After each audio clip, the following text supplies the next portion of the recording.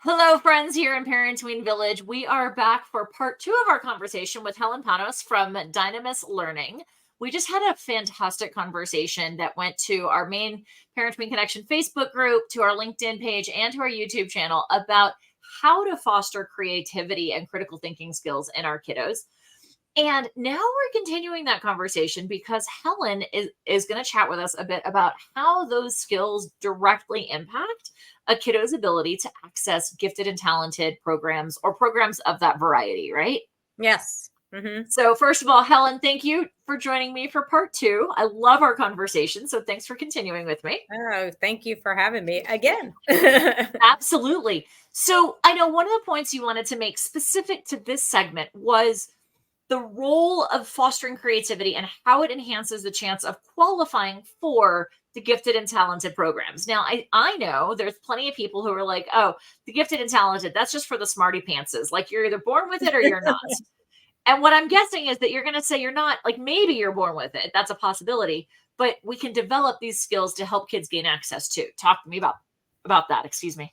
Yeah, I really enjoyed that last conversation about creativity. So make sure you guys catch all those ideas of how to Absolutely. help foster the creativity in kids, because it's not something that can happen overnight.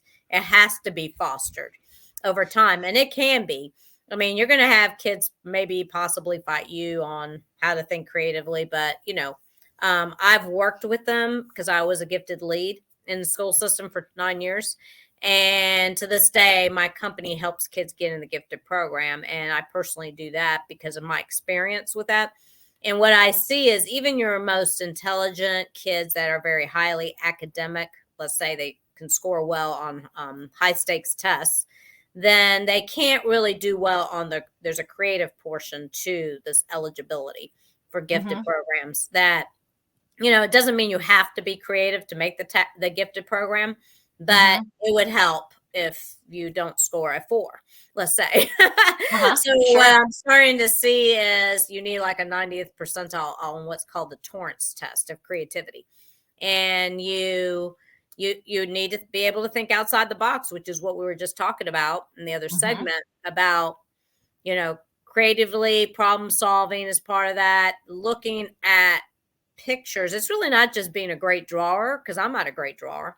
It's about, you can do little things to tweak pictures, to give it emotions, to make it look like it's moving. And think about emojis, and somebody made those emojis. They were creative when they made them. So if you think about emojis, that's a good way to kind of show kids about how things can change based on your eyebrows, your eyes, the way your eyes look, your mouth. It's really about the senses and the body parts that you see on a face. If you're talking about movement, most people might draw a dolphin just straight like this, right? Or a person just like this, or a tree like this, right? Or a flower just standing still, because that's what our brains kind of tell us to go do. But what does it look like, going back to this creative thinking, what would it look like if a wind storm comes in here, or a tornado? What would that flower look like now? What would that tree be doing now? So it's, again, thinking outside the box. It would be moving and swaying, right? It may even fall over. So why not draw a picture that's not just standing? And this is good for anything you do as a project for kids. And a dolphin, instead of drawing them like this up against the water, why not make him look like he's jumping into the water? Just arch his body as you're drawing him. So people, I mean, this is all thinking outside the box. Kids don't really think about it. They're just going to draw the way they were taught in kindergarten, let's say. And if nothing's being really cultivated in that skill and teaching them, let's say they don't really go to art classes or anything like this. They're not going to be taught to think differently. And that's really the start of thinking outside the box too. Sure. So let's take a step back for a second, because I don't know, even as somebody who was in the gifted and talented program as a kid, right? I'm not sure I could articulate to you the benefits of being in it. Can we speak to that for a minute and why parents really, and granted, this is largely talking to younger kids because G&T kind of goes away in the high school level. That's where we start getting like the regular classes, honors classes and such. But certainly skills that are developed in during the elementary or, those later elementary gifted and talented experiences impact middle and high school. But what's the benefit to it? I'd say it's more about how, first of all, you're going to be around like-minded other kids, right? Sure. That are kind of more like you, to be honest. Also, you can grow and learn more from others like you, right? And I'd say the content, teachers can go through basic content quicker in a gifted Yep. program. So it allows time. I know I would have more time when I was talking about economics. This was not in the curriculum. I would talk to them about supply and demand, the concept of supply and demand, for instance, Okay. because I felt like that was important. You understand that how supply affects pricing and demand affects, what you have as supply. So you can extend, teachers can then extend concepts, and even though they're not in the curriculum. As once you've covered the curriculum as an educator, then you're fine to do whatever else you want to do once it's done. So that might mean the projects are much more difficult and they allow for more critical thinking and thinking outside the box than just your basic projects, let's say, that you might give regular ed kids, let's say. Because So really they starting can handle this. it. Sorry? That they can then handle it, or at least they're going to try hard. Speaking of growth mindset, they're going to try not and being resilient. They're going to at least try it, not just go, there's no way I can do this and have this major block and not do it. So that's a perfect segue into the concept of growth mindset and fixed mindset, which I'll put a plug out there for folks who aren't familiar with this. The book by Dr. Carol Dweck that is simply called Mindset was pretty revolutionary in this whole concept, right? So let's chat a little bit about that and how these creativity exercises that we've been talking about feed right in. Yeah, because a growth mindset basically plays into shaping a child's outlook on learning. So that belief is in the ability to improve and, succeed. So that's what you want. You want kids to also develop. So personal development. They'll want to reach out, thinking like long term, even like going into college and, going into the real workplace. They'll want to keep developing themselves and wanting to be a learner. You don't want them to go, I can't stand school. I don't like learning. You definitely don't want a child that's just like a fixed mindset. So, it'll affect their motivation, their confidence level, their performance, their resiliency. I mean, being able to be resilient facing adversity. I mean, it's pretty big. It's a very powerful tool, actually, having a growth mindset, because it just enables all kinds of to see beyond the circumstances that are there, right? Turning obstacles into opportunities for growth. Well, and one of the things that I took away from reading the book myself, specifically relative to learning into kids, since this is the world that you and I live in, is that the more that we can emphasize the process and not the end result, that's a key differentiator. That's so true. many kids get locked into, and I was one of them because my mother had very high expectations for grades for me, of I've got to do whatever I need to do to get the A. And if I don't get an A, it's a problem. And it took me a long time to reverse that thinking. It very much created perfectionist tendencies in me, which as an entrepreneur can be the kiss of death, right? And I had to learn that it wasn't just about the finished product. And so what are some ways that parents can support that process oriented focus rather than the results oriented focus? Yeah, that's a good point. Because schools are all about the grades and the scores on SAT and ACT and the scores, and even with the gifted program, if you can't get in, that's fine. I think even if you just try, I think it's a great opportunity. I wish every kid could go through that gifted eligibility, that they just did that automatically. I know there is a county here that does the COGAT for every child in the building, but they don't really give the Torrance test. And there's really not a lot of critical think. I mean, they do some critical thinking, but definitely not really creative thinking in schools, and not really this whole, I wish they would talk about the growth mindset. They don't really do that either. Yeah. But I think the process, it's going to be up to the parents, to be honest with you. Right. I wouldn't Absolutely. I wouldn't expect a school system to do that anywhere in the United States. So what are some ways we can support that at home?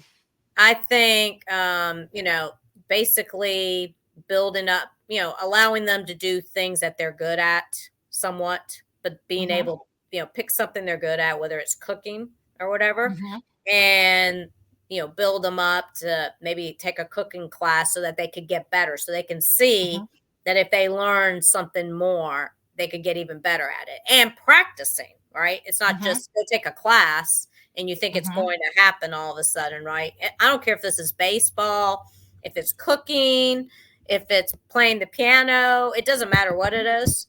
Number one, I know it takes money to pay for lessons, right? Sure. Just like tutoring. I just think even with tutoring, I love it because I love that we give them the opportunity to work through things, right? And they have to build up that resilience. Yeah, it's not going to be easy. We're not going to stand here and give you all the answers. We're guiding you along, so then you can then do it on your own and push through. So I think it's find something they're interested in, even if it's a sport, like I said, a skill they want to learn, like piano, dancing, whatever. And not to give up on because they can't get that dance step right. And it might be you then as a parent reach out to that instructor, tutor, whatever it is, and say, we're really trying to build up a growth mindset here in our household. And we need your assistance with this. So definitely, I think a lot of times parents pay for these lessons, like piano lessons, ballet, whatever. And they just let the instructor do their thing. And that's it. They never hear from the instructor except for when they're having a recital, maybe. But why not reach out to that person and treat them just like you would a teacher when you're emailing teachers? Yeah. And say, this is our expectation as a family. And he really loves this or she really loves this. And we want to build up resiliency and growth in my child. And this is something that may become a hobby. I mean, I taught a child, this is not what she does for a living, and she's now 25 and married. I taught her, I call her a child, she's a young adult now. I taught her when she was in 6th grade, and she loved dancing, and she became a ballerina and went into the arts and all that. That's not what she does for a living, but that's her love and her passion. And she still probably does it on the side. But I think that helps to build up the confidence that children need and to learn to keep that resiliency going. It's just, I mean, you want to set them up to succeed, not to fail. Right. And it's okay if they can't do it. Everybody, some people might have 2 left feet. That's okay if you can't dance. That's all right.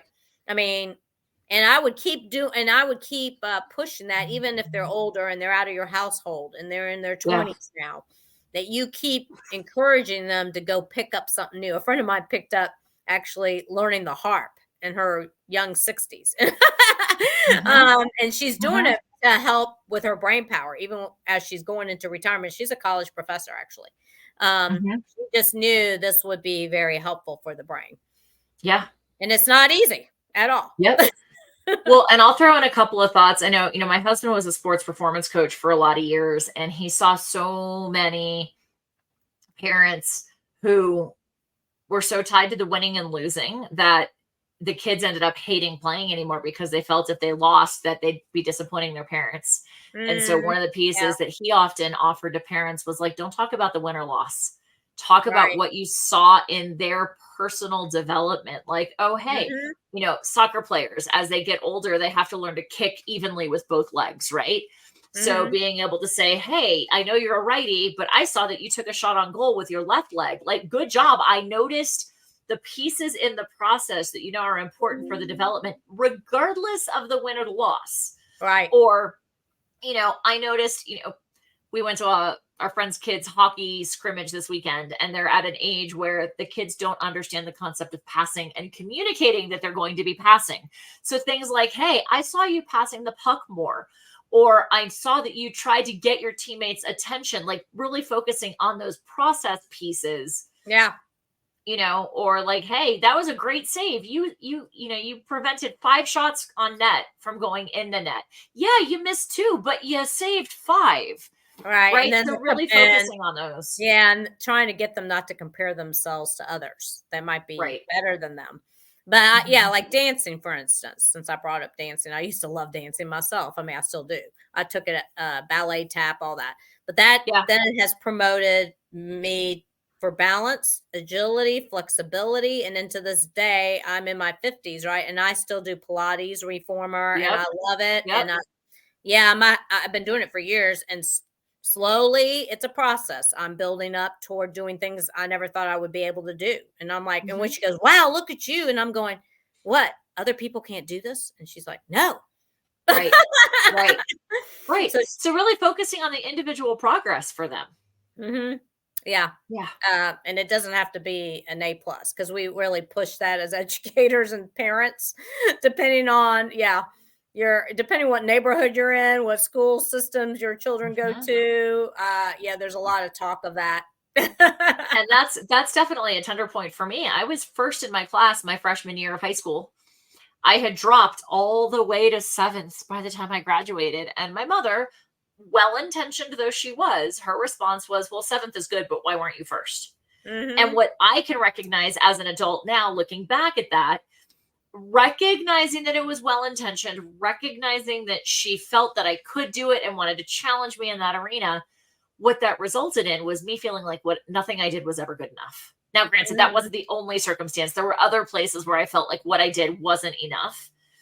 And so I mentioned that because I want parents listening to recognize, like, that's fixed mindset. That's, you've got to hit that's end oriented, not growth oriented. And so just be aware of that as you're engaging with your kiddos, that it produces more resilient humans when you foster a growth mindset than when you foster a fixed mindset. Right. Exactly. So I think it's better that kids know what their strengths and weaknesses are, even going into adulthood. And those can change, but they may never change. And that's okay. Because that's when, I've realized this as an entrepreneur, that's when you get other people to take care of your weaknesses that you, A, are not good at doing, B, that's why we work in collaboration and teams, and even in these companies, right? There's a reason for that. Everybody does not have all these strengths, and the sooner the kids realize that, the better. I'm not saying give up. They should try. But don't assume that you're going to be, and I think that needs to be said to kids, is you're not going to be great at everything. That's just not how the world runs. Not in the least. And that's okay. And that's why we have teams. That's why we have people around us, who do things that we're not good at, and why we do the things that we are good at that they're not good at. All right. Exactly. So, Helen, you and I could talk all day about this. But thank you so much for being with us. We've covered a lot of ground in terms of how to foster creativity, how to foster more critical thinking, the impact that it has on getting into programs like the Gifted and Talented program, and how that growth mindset really feeds into resiliency and healthy humans, which really I think is our end goal, isn't it? Yes, I think so. So awesome. So for everybody in Parent Tween Village, if you didn't catch the first part of our conversation with Helen, definitely go back and make sure that you catch that. That's on our YouTube channel. It's also in our Parent Tween Connection Facebook group. And Helen, your website, as you shared last time, is dynamislearningacademy.com. For anyone listening in, if you're looking for support in the academic and or test prep realm, Helen's got a team of about 20 folks that she works with that they're folks that you might find are a good fit for you. So Helen, thank you as always for being with us. Oh, thank you very much. It's always a pleasure to be on here. Anytime. Awesome. Have a great one, everybody. Thank you. Bye, everyone.